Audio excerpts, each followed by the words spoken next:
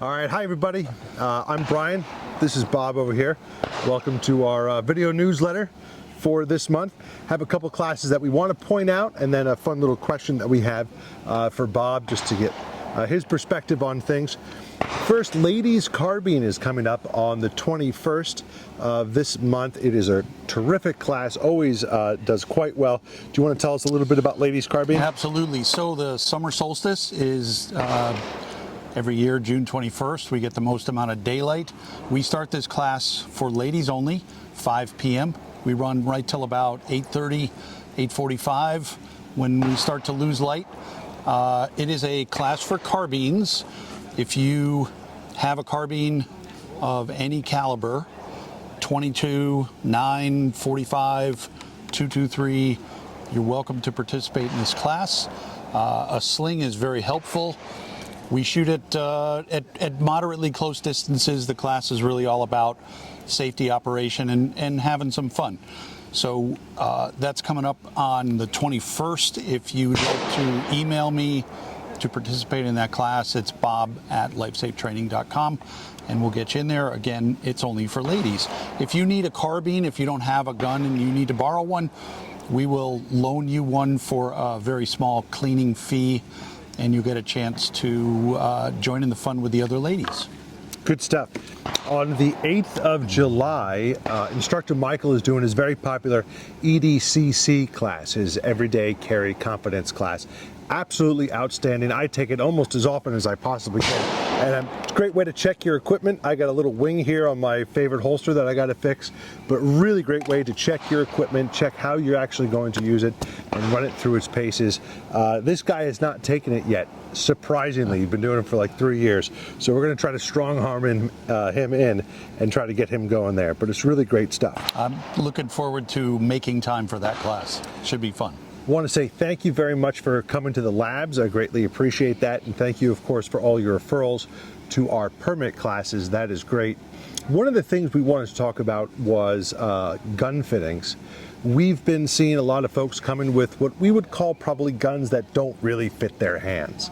And instead of just suffering with that, we would love to have you come in and do a gun fitting with us where you get to shoot 5 or 6 different types of guns and see how that recoil impulse feels, see how that handle meets your hand. If you want to talk to me or Bob or Instructor Michael about getting these, we own all of these guns. We've already made that purchase for you, so you can try them out before you make a buying decision. Correctamundo? Correctamundo. Gun fittings take roughly an hour and a half as a median number. You'll shoot a bunch of guns after we have a discussion prior to the gun fitting. What's the purpose of the gun? Primary purpose, secondary purpose? How many things are we going to try and do with this gun to make sure you don't make an expensive buying mistake and we put the right firearm in your hands? Makes a big difference. And now from you guys, the question of the month. So a lot of life safe training students have been getting better and better, and they're starting to take the kind of classes that Michael, Bob, and I take. And one of the questions I thought was very interesting. What if you're in one of those top tier level classes and the instructor is telling you something different than what you're accustomed to? You know, he wants you to hold the gun a certain way or stand a certain way or aim a certain way, and that is different than you're accustomed to doing.